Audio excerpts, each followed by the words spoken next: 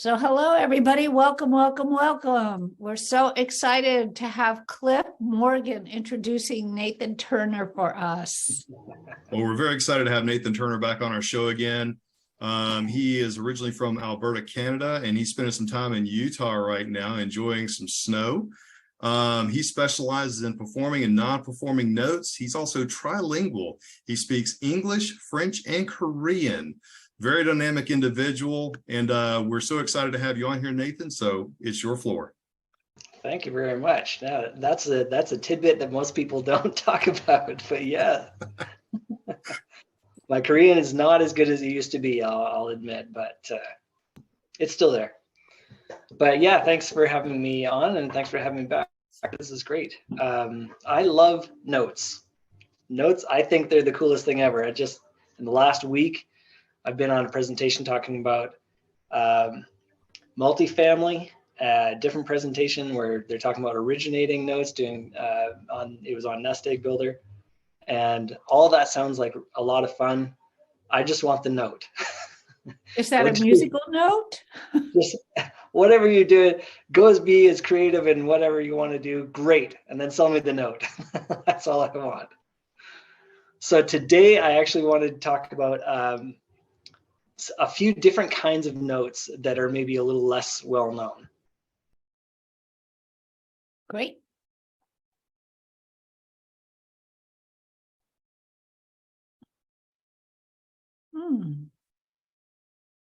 Nathan, I think you accidentally muted yourself. I sent a request to unmute.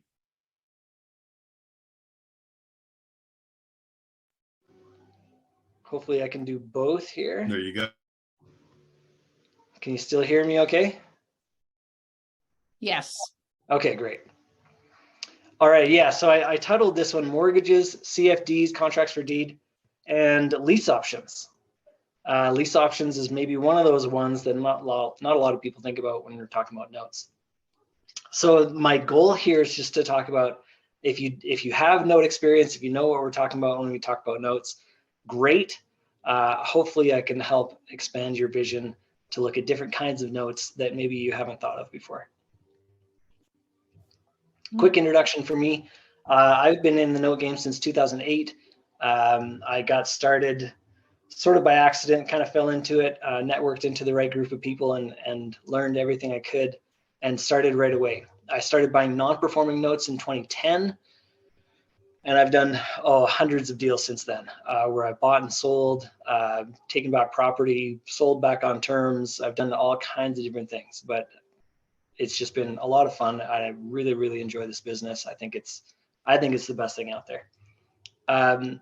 Having been around so long, it's been my privilege to meet and talk to a whole lot of different people, and I've made some pretty great relationships over that time, which has been fantastic. Just about a year or so ago, it was kind of a coming out of COVID decision where I was just doing joint venture agreements with people, which was great. That built my business, and I've been able to do some really cool deals. And then I thought, I think I'm doing it the hard way. I think this is going to be a lot easier if we just start a fund. So I now have a 506c fund where I'm raising capital for that so I can go out and buy more notes because there are tons of deals out there. The other fun thing that I've done recently that has been a lot of work and frankly a distraction from raising capital is I took over a conference called the Diversified Mortgage Expo. That's right. I am a huge believer in conferences. This year I'm attending 6 or 7, including my own, because they are incredibly valuable, and you meet people and you get ideas, and it's a great thing to do. So I took one over because I love them that much. That one's coming up in June, so I'm excited about that. Back to basics just real quick. What is a note? It's a promise to pay, period. So somebody says, I agree to pay you, you're going to give me money, I agree to pay it back with these kind of terms, these kind of conditions. That's a note. Hopefully it's written down properly. Hopefully that that paperwork is as it should be, but in essence, what you got there is a note. Anytime you write a check, that's a note. It's a promise to pay. A mortgage deeds of trust, contracts for deed, those are the kind of notes that we normally talk about. Today I want to talk about HECM loans, lease options, and wrap loans. These are maybe different ones that perhaps you don't have any experience with or little, but let's look at some of them. First question is, why do we care? We are just coming out of a really low interest rate environment. And why that matters for note investors is if I've got a note written at a 3% interest rate and I've got another note written at an 8% interest rate, it's a lot easier for me as a yield investor to get my yield on that 8% note. In order for me to get my target yield, which is minimum 12%, that 3% paper, I'm going to have to discount it huge in order to get my 12%. So that's a very difficult thing. So look outside of, bank originated and see what else you can get, what else is out there. Seller finance is a massive industry. We were talking about this last week on this same show, and it's a huge industry. And so there are a ton of people doing seller finance. A lot of those are just doing like moms and pops where they're selling a second property that they happen to own on terms. And then there's a larger and growing population of professional seller finance people where they create loans on a regular basis. So get to know them is the key there. And then it's just continuing education. Learn, expand, grow, and figure out what else you can do. There's always something different or more that you could and should be learning about. So I want to just quickly go through some of these different kinds of loans. So a HECM loan, I had to look it up because I had already purchased some of these and then I didn't know what it stood for, so I figured I should probably know. It's called a home equity conversion mortgage. This is like a reverse mortgage. So you're taking out money against the equity that is already built up in your home. A lot of these are older individuals. They'll take it out because they've had time to build up equity and then they borrow against that equity. Same as a regular mortgage, it's payable upon the sale of the home, the borrower moves, or the borrower passes away. In the case of me buying these HECM loans, it's that latter one. So it's where the borrower has already passed away, they're gone, and it's left an outstanding loan and it's left a vacant property. So by the time I buy it, it's gone through the whole process of working out if there's probate to be done or anything like that. So by the time I get it, it's just a loan outstanding on a vacant property. That's it. So it's extremely easy. It's a foreclosure most of the time. The other thing you can do, you can look for possible errors and see if you can get some kind of a deed in lieu, or get the buyers or the heirs to buy you out. But in my experience, the vast majority of the time, it's just been a foreclosure. Uncontested, vacant property, lots of equity, real easy. They've been really good for me. I'll show you an example of those or one of them in a little bit here. A lease option. If anybody is familiar with contracts for deed, these are extremely similar to a contract for deed. And it took me just kind of a day to kind of think through and think, so how is this different? They're very, very, very similar. Biggest difference on this is the borrower is not making a principal and interest payment. They're making a payment and a portion of that payment is going towards the principal. So it's just a set amount. What that means for the borrower, typically it's not a good deal for them as in terms of being able to pay that property off. There's a balloon, some kind of a future date in there where they have to pay off the balance of the loan. And again, my experience is that most people are not able to do that when it comes time for them to get the refinancing or whatever. Most of the time, they're not able to. So I buy these usually performing, sometimes non-performing, but it's very similar. I take the deed, and then the person living in the house is making payments, the same as a contract for deed. So in case of default, you've got a few different options. So, well, let's look at a couple of different options. What do you do with these? You can just let it perform. And if you've got a relationship, if you create a relationship with that borrower, see how realistic it is that they're going to be able to pay you out at that balloon date. If they can, wonderful. You might need to help them get their credit repaired and in order. What I normally do with these is I do an early conversion. And what I mean by that is I talk to them and I say, okay, so you've got this lease option. Here's what the terms are in that. If we follow this through, let's just pretend that you're not going to be able to do that balloon payment in 2 years or 3 years or whatever it is. If that's the case, this is how long it's going to take you to pay off the property. What if we just converted you over to an actual contract for deed or a mortgage and note and mortgage? In that scenario, this is what that looks like. This is how much money you'll save. This is how quickly you can pay off the house compared to what you've already signed up for. It's a very easy conversion. People are very willing and eager to do that. So that has not been a difficult thing. And same with the contract for deed. In case of default, it's an eviction, not a foreclosure. So they're really easy to work with. Wrap loans. We talked a little bit about this last week. This is a house bought subject to an underlying first lien mortgage. Then that investor will go and sell the house to somebody else and create a new loan that will include that underlying first. So that new payment includes a payment amount that will go towards that first lien, and it just can hang out there. Dealing with these, I am a first lien buyer. So for me, I would want to buy the wrap and pay off the first. You don't have to, but that's how I would prefer it. I want to be the one in driver's seat, be in first position. So that's how I would deal with that. And just a quick example of these, because these are lesser well known, just to kind of spell out how that works. So let's say you got homeowner John. Homeowner John needs to get out of that property quick for all kinds of different reasons. I talked to one wrap loan guy, and he said that the person that was living in the home, John, he needed to deploy. He was in the military, and so he didn't want to have any ties left back in the US. And so he was willing to just take a portion of what he was going to make on the sale of that property. And he was willing to take a discount because that meant he could get out quickly. So let's call it $15,000. Adam investor is in that house now for $15,000, subject to the underlying first.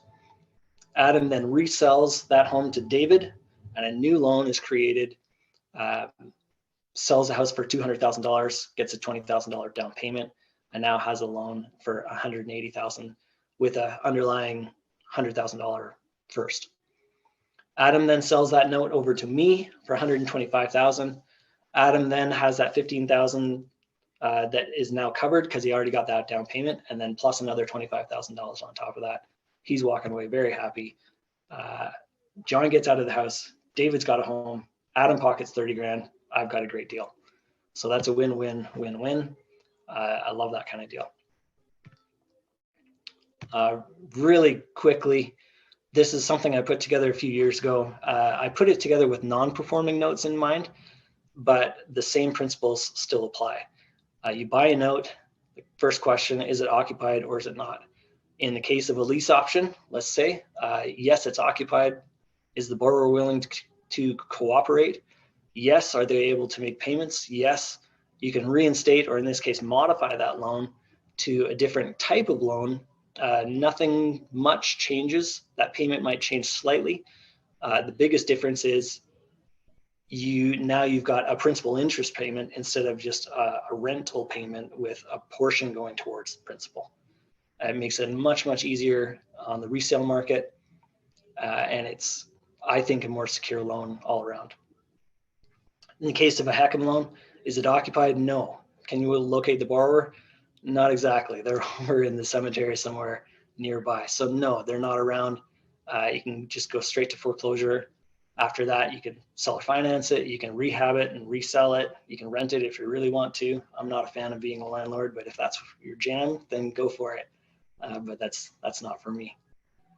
So just the same principles apply. Quick example of a lease option note mod that I did just about a year ago.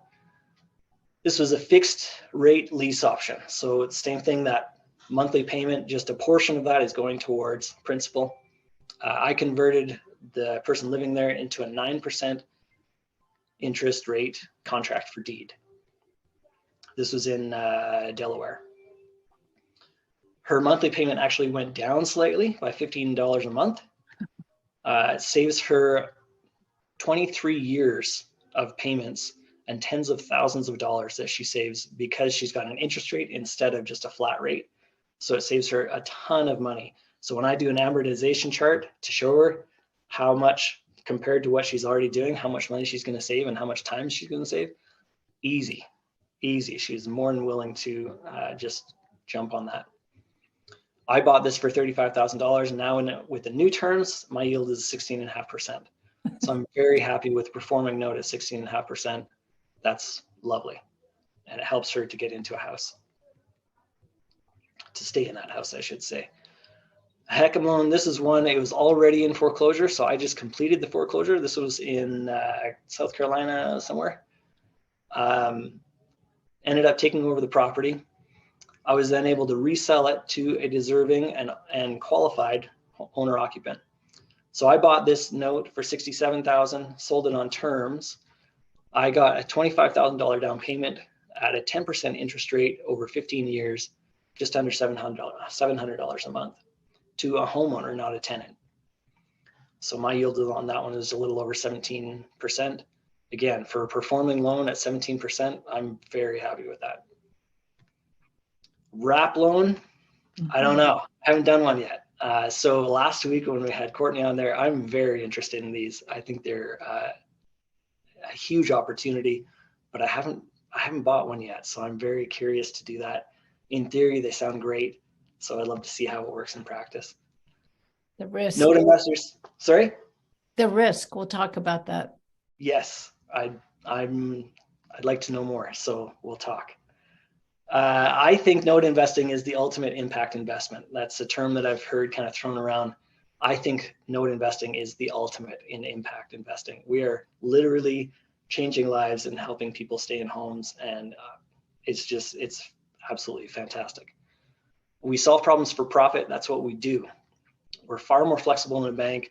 We help revitalize neighborhoods, and everything's secured by real estate. Before we started, Peggy says, now what do you do with a bad note? I've got the property. So it's not a risk. As long as I've done the proper research up front, I don't feel it's very risky at all. And we're making a real positive impact on people. This is actually an excellent investment for IRA. Mm-hmm. Note investing, it's something different. It's real estate adjacent. It's not real estate, but it's closely related to real estate. But my message to those who maybe know something about note investing is get back to the basics and just think about what is actually a note, and then what other kinds of notes are out there. This is by no means a comprehensive list, but just 3 examples of ones that I thought would be kind of fun to talk about. I've got the Diversified Mortgage Expo. We're going to be talking lots and lots about that. Or if you just think, wow, cool, not for me, but you'd like to invest, come talk to me and we'll get you into a passive investment. So that was super fast. I just wanted to leave more time for questions because I know that's a big part of this call. I got a ton of them. Excellent. Yeah, and if you want to get connected to Nathan, just let me know and I'll do an introduction. If you have any questions, make sure you raise your hand and we will call on you. And Peggy, I know you always like to lead with questions. I get what I have questions on each of them. Okay, yeah. I'll let Tina go first.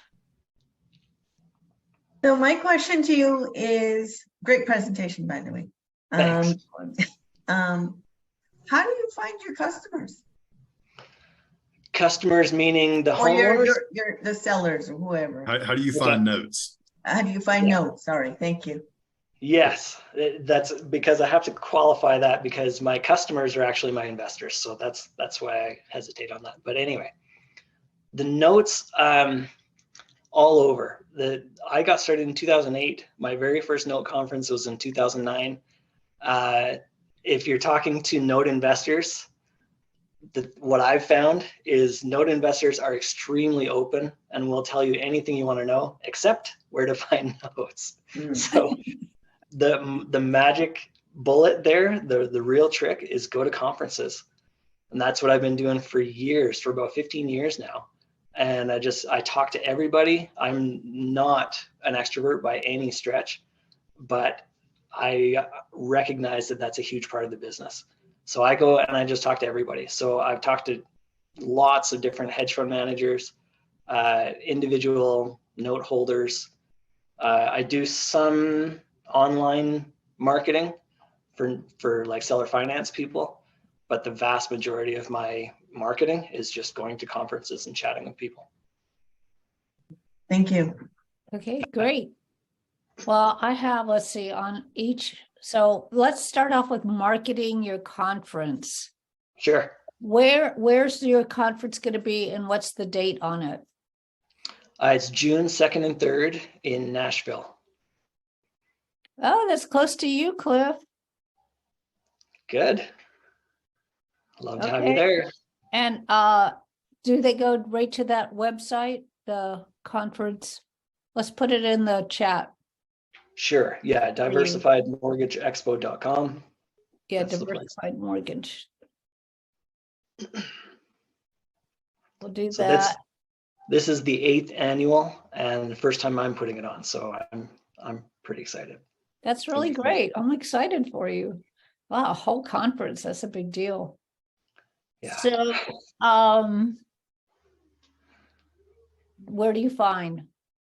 So the mom and pops, do you find them through the escrow when they're getting ready, or is it just part of what you say you're doing? Because It's mostly just part of pops usually don't even want their notes; they're just doing it to get the deal done. Yeah. And do you I have know. companies or attorneys that work with you on that at all? Yeah, attorneys, mortgage license originators, RIA groups, all Okay. the above. I know some friends of mine, they do a lot of direct mail marketing. I've never tried that. Maybe one day I'll do that just to see. Yeah, you have to find all the owner carrybacks and it'll show them more. Well, it's just get yourself a VA. A VA could do something like that and be able to tell if it's a mom and pop or whatever it is. Now, do you buy in the United States or do you buy in Canada or all over or? Exclusively the United States. Okay. Yeah. That makes sense. And then the HECM. Yes. Well, I'm going to put a plug in for me, for our company, not just for us, but we're the connector. If you have a HECM that's vacant, we have somebody that'll come in and buy it. Is that better for you if somebody comes in and buys it? You get paid off. That would be, so they would buy the property and then in the process pay off the loan? Uh-huh. Yes, that'd be great. Well, if you would connect us, we work with a lot of women, but we work with a lot of flippers and a lot of wholesalers, and we work all over the country. So if you find something that's vacant and you let us know, I'll see who I can connect. And I have a group of connectors that will connect. So we probably could get that sold for you. Okay, that's good to know. Yeah. So then in that case, they would just pay off the loan. I would just write up a release. Done. Yeah. Well, we haven't done one yet, but I mean, we're happy to do that for you. Yeah. And because then it's what you called your win-win, you're happy. Yes. Right. They'll be happy because now they've got a property that they could fix up and sell, and you're only interested in getting paid off on the note. So they could just buy it for the note, the existing note. But on a HECM, that could be expensive. So and that's the HECMs are kind of it's a bit of a branch out. I prefer just a performing note. That's ideal. But on a HECM, it's a property play. So I am going to take back that property unless I can just sell it to somebody before I have to foreclose. Yeah. So one more question before Cliff goes. Well, it was actually, I wanted to talk to about the subject to. Yes. So the subject to, I used to do subject twos. There's a underlying first from the bank, whatever bank it is. And then you create your second and you wrap the second with the first. So let's say the underlying note back in the day was, we'll say 7%. Mhm. And you would wrap it at 10 or 11%, 10.5%. The whole note would be at 10.5%, which of Right. course is why you want to pay the underlying first off. The risk, which is always the biggest deal, ask me how I know. If the lender finds out the title got transferred, Yeah. it's all in if the title gets transferred, they could call the note. And if the interest rates, at the time when the interest rates are at 5 or 6 or 7% and the interest rates are at 3, they're not going to call the loan, right? But when it's the opposite way, they'll call those loans right and left. So that's the big, huge risk. So, and then the risk then lies with the wrap creator. When I buy the wrap, I'm going to pay off the first anyway. Right, but it really lies with the buyer of the property. Because Yes. they bought it. Now they're getting foreclosed on, even though it's not in their name. Whoever's name it's in, they're going to end up with a foreclosure on their name. They are not going to be happy. Yeah. Until I buy the loan, I'll pay off the first. That all goes away. Now it's Right. just Right, and now you're getting the whole 10.5% on the whole Yeah. thing. Yeah. It's a great idea and a great move. So I have a couple more, but I'll share. Cliff, go, and then Clarence. Thank you, Peggy. You're so gracious. I appreciate it.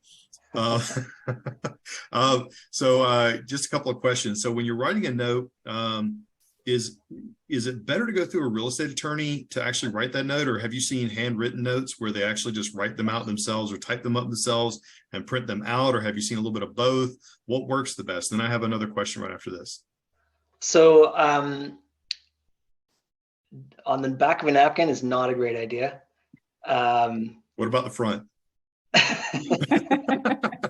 Worse, because then you got the logo that you're trying to go around. That's bad. Right. I understand. No, not just a real estate attorney, but then I would actually, under the Dodd-Frank rules, you can do a certain number, and that's somewhat debated, 3 or 5 a year. I'm not going to get into that, but ideally, the loan is not just written by or not just the documents drawn up by a real estate attorney, but then it's also gone through the underwriting with a registered mortgage loan originator. So that we know that everybody's square, Dodd-Frank has been taken care of, everybody's happy. And then again, that makes it much more marketable for me. Sometimes I'm selling my loans back to a bank, and that's first question. Is this done through an RMLO? And if yes, we got a deal. If no, that's an automatic done. Interesting. So that's important that it goes through an RMLO. All right. When actually determining an interest rate on the note, what do you like to see, whether it's in percentage or spread or both? Higher the interest, the better. Well, typically, what type of spread do you like to see? So if it's a 3, it sounds like you like the 8. So you like that 5% spread. Is that pretty consistent? No, and the reason is because I'm essentially borrowing money from investors. I pay my investors 8%. So my target is minimum 12%. So that's why I need that paper written at a higher percentage rate so that I don't have to discount it as much to get to my 12.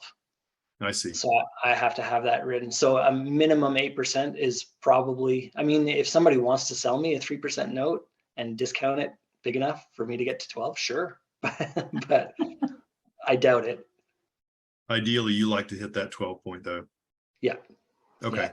That 12 makes to 15 sense. is my range. So the higher the interest rate when it's written, the better.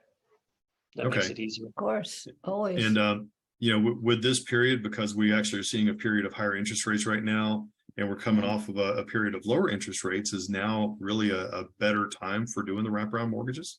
I think now is a great time to do seller financing in general, because it's not just higher interest rates, but then it's also tightening the lender requirements. So for a seller finance person to get in there and start creating a bunch of notes, this is a great time for that. And then sell the note to me. We'll do it over and over again. Oh, I love it. Okay, I'm gonna yield the floor. Clarence, you're up.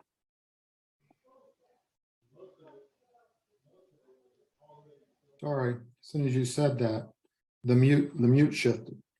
Nathan, I think you answered the question I was going to ask you, but maybe there's something more to it. You're talking about your customers and your customers being your investors. Yes. So I was going to ask you how you work with your investors. I think you referenced it. You basically are just looking for loans at 8%. Is that correct? Yes. And then it's also into my fund. So I created a 506c fund. And then so it's open to accredited investors. And then within that fund, that's how we're paying everybody out, is that 8%. 8% annual with quarterly distributions. I think that's a good deal, but I'm biased. Sure. Yes, you are. And if they're in that fund, they're not secured by any particular property then, are they? They're secured in that the notes are all secured by real estate. So we're not just buying one note. It's not like multifamily where it's just one building and the performance of the building. This is spread out over like 100 notes. And then It's each like one of a those collateralized pool. Yeah. Okay. So do the investors own those notes? They are a limited partner in the limited partnership. So they own Yeah. shares of the company. Okay. And then, so the company owns those notes. Correct. Yeah. Are you bringing your investors in one at a time at different times, or are you? Actually, yes, we are. With the understanding that for anybody that comes in, it takes time. Notes are not a get rich quick by any stretch. So for anybody that comes in new, count on at least 6 months before there's a payment out to you. That gives us time to go out and buy something and get it performing. Okay, and when does the 8% start? That starts accruing as soon as you put your money in. Okay, so I mean, it is a get rich quick, only it's not rich. It's Well, just it depends on how much you put in, Clarence. Yeah. well, 8% is 8%. Yeah, and 8% on $1 million is a lot more than 8% on 100,000. Yeah, it's more than 8% on $1 as well, but it's still just 8%. Well, there is that. Have you ever formed a limited partnership and bought an existing pool? No. All the notes that I've bought, I stay intentionally small so that it's very easy for me to pivot, number one. And number two, I don't want employees. I've done that in the past and I'm, great. No thanks. So it's intentionally small so that I can manage it myself. So I'm buying 1 to 20 notes at a time. Okay, you will buy yeah. 20 at a time? Yep. Yeah. Is that typically from an institution or another note seller? Yeah, a hedge fund, somebody that's bought a larger pool from a bank. Clarence, Okay. you should go to the note show. I will not. Okay. I will not. No, thanks, but I'm not that interested. It's probably great, for networking and for things like Nathan's doing, to pick up notes one at a time. But I'd rather work with an operator than operate. Good. No, that's fine. Yep. Is that it, Clarence? We can move on to Fred. That's it. Thank you. Okay, thank you. Thank you. Fred. Hey, great presentation, Nathan. Thanks. One question that I wanted to ask is, I haven't done any notes in the past.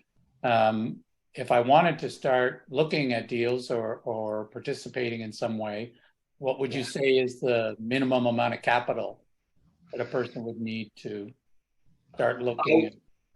It's a good question. I probably wouldn't start with less than 50,000 just for like one note.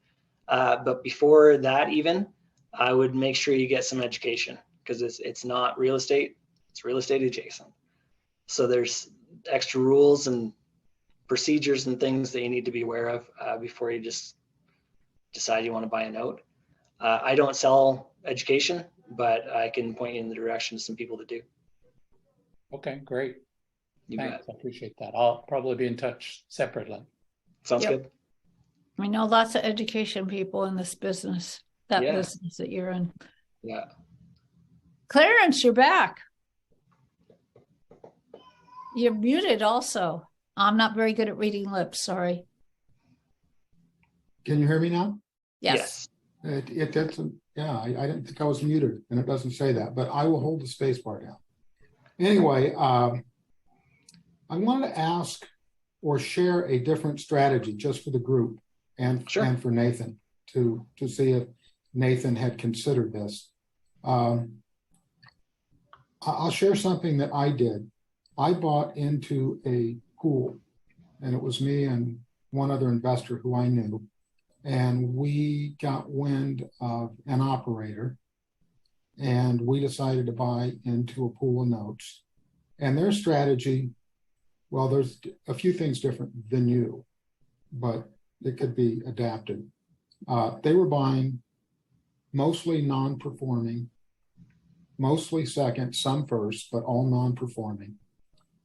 Their strategy was to get them to reperform, to modify them, and then to sell them. And they were projecting, and they'd had a history of making, 50%, but on their money. But it wasn't based on an ongoing yield. Example, you're doing deals where you want a minimum 12% yield, or maybe you'll get, you showed us some 17% yields. Maybe you could resell those notes at an investor that wanted a 10% yield. And so you're getting a big bump. I mean, it's like you're operating as a retailer, buying wholesale, selling retail. Yeah. And that's what they were doing. That was my question. The reason for my question about the pool, and they were buying at wholesale prices, working them, selling at retail, and then their goal was to split the profits with the investors, and me being one of them. And they were looking at making like 20, 30%. Mm-hmm. So that seemed to be a common model that was being presented a while back. Mm-hmm. And that's the story. Now, in my particular case, the yield was not anywhere near promised. Yeah. But that's okay. Yeah. That was just an experiment. But I do know that it has been done, and I do know some people that have had good yields, and maybe it was just a function of the time. But I wanted to share that for the benefit of the group or you, because if you were to put something together like that, or if somebody were to put something together like that, Peggy might be willing to sell something like that to, her group. Well, And I know people that do that. Nathan doesn't do that, but we know people that do only buy non-performing notes and make them perform. The problem with the make them perform is they might perform sometimes 2 or 3 months, and then they stop performing, and it's a constant going after, and it's a lot of work. That's why your return didn't come, because people that don't pay have trained themselves not to pay, and somebody goes in with the whip to train them, and then they leave. yeah, no, it's dependent on two things. It's depending on the notes. Yep. And the people behind the notes, and it's also very dependent on the operator and the quality, or the luck component of the pool. In our particular case, I don't really know what it was. It was supposed to be a 9-month turnaround, and it's been 3.5 years, and we still have a note. But a lot of them have been sold off. Anyway, there's a lot of factors there, but good operators are extremely valuable. Of course they are. Yeah. Nika, doesn't Cindy Coleman run that way? Doesn't she do non-performing? And she teaches, does, correct? Yeah, she teaches, and I'm glad that Nathan doesn't teach. That kudos to you, Nathan. That is Well, a Fred thrill. was looking for a teacher, so Cindy Coleman also teaches. Yeah, Cindy Coleman. I think I gave Fred Cindy's number a long time ago. Well, Cindy's Maybe I a can do very- it again. But... Yeah, Cindy's a very nice person, a very knowledgeable person. Cindy does not, to my knowledge, or at least at one time, she didn't buy the note pools to put investors in, because I had actually pitched her on doing that. But that's not her thing. that's not her thing. She'd rather do her JVs and her onesies and twosies and, for her own account and other accounts. And she does like the education thing, which is good for her. I mean, And we know other people, yeah. not that they're There's not the routine. only people. We know a group, Yeah. I would It's say. for someone to that one is newer and has a smaller amount. That Cindy's perfect for that because she'll JV and teach you hands on, and Yeah, no, she's wonderful for someone that wants to learn the business. Yeah. She gives you Okay. an opportunity to be hands-on if you want, so. All right, be let's great. go back. Let's go back to Q&A for Nathan. Cliff? So, And then we'll see if question. anybody else has some questions, and I have a couple others. So, do you buy or sell partials? And if you do buy partials, do you have a portion of the note that's your preferred portion of the note to purchase? I don't. I love the concept of partials, and if I was only using my own money, absolutely. But again, because I'm borrowing money, I have to pay back the principal at some point. So with the partial, it gets to the end of the partial, and then I don't have that principal that I can repay back to the investor. So I'm buying the whole note with the understanding that at the end of my term, I've got my term on my fund is 5 years.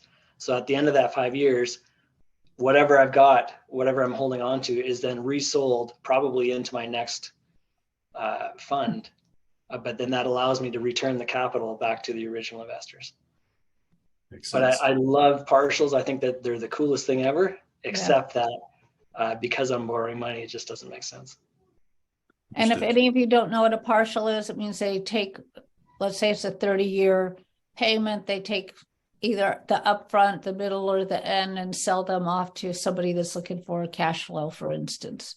Mhm. And then they get the balance of the note when that, let's say the 16th year, they sold off the first 15 years, and the 16th year it comes back to the original buyer, or Nathan in this case. Yeah. Oh, the contract for deed. I know you said this on the lease option. I just wondered if you'd applied it to the contract for deed, where someone was in a contract for deed. Now they're supposed to be finishing up. Do you extend that and rewrite a new note for them? The contracts for deed, typically they're written at the same kind of a term as a mortgage, usually. So it'll be like a 15 or 20 or 30 year. I don't think I've ever had any that have come to the end of the term where it hasn't been, like where there's a balance left. Okay. I've only had a few where I bought just kind of the tail end, because it was a great deal. I bought it for $500, so the balance was like $2,500. So I bought it just because, why not? It's 5xing my money over whatever it was, 2 years that were left in the contract. But yeah, so I haven't had any that had a balance at the end, not yet anyway. Okay, thanks. Manny, any of you have some questions? Doug? Lad? Oh, Giselle's here. Oh, and Martin, you must have a question or two. I know you probably know all about it, so. The questions are for the rest of the audience, though. Yeah. Yeah. Nobody? Really? Come on, Ethan. Oh, Marty, goodness. Marty would put me to shame. Yeah, he knows pretty much everything that. Oh, Martin, do you teach at all? I think you do, don't you? He's not paying attention. He and I have done a few deals together. He's mentioned it. Actually, we just emailed back and forth a week or two ago, and he said that at least one of those notes that I sold him is still performing. So, whew. Oh, that's good to hear. Yeah, Doesn't Harrison also teach? I think he does. Yeah. Yeah. I mean, there's so many people in the business of notes, and there's so many different kinds of notes people want. Yeah. And the variety, like what Clarence brought up, what you do. I have a friend, Joe, who he just buys a note or two at a time and works with them because he's happy with that. And then at some point he says, I think I'll sell this one and go buy another one. And I know that's probably the majority of people that are in notes. Yeah, I think that's such a great thing that it's very much a preference thing. My Oh. preference, first lien, I like lower balance. That's just my own preference. Same with real estate investing, right? Yep. And now Tyshawn. Hello, You're up. everybody. My partner Derek and I, we are new to notes, and we are gearing up to write our first note on our own property. So I would ask, is there any general advice that you would give to a property owner about to make their or write their first note?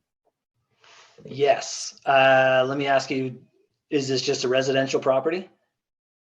Single family property. Okay. And you're going to be selling to an individual, not a company?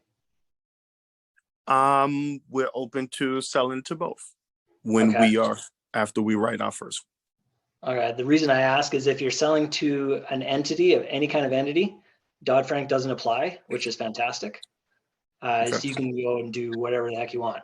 If you're selling to an owner, occupant, regular person, you don't have to yet, but I would still recommend going through a registered mortgage loan originator. And there's a really great guy. He's in Wyoming, in the middle of nowhere. And his business is called Call the Underwriter. And he will underwrite and just make sure that it's all compliant. Okay. Thank you. That's a nugget that I will definitely write down and follow up on. And write the loan at the highest interest rate you can. That's my other piece of advice. Yeah, so you don't have to discount it. But don't forget, you'll be making those payments. If you're going to write the note, you owe the money.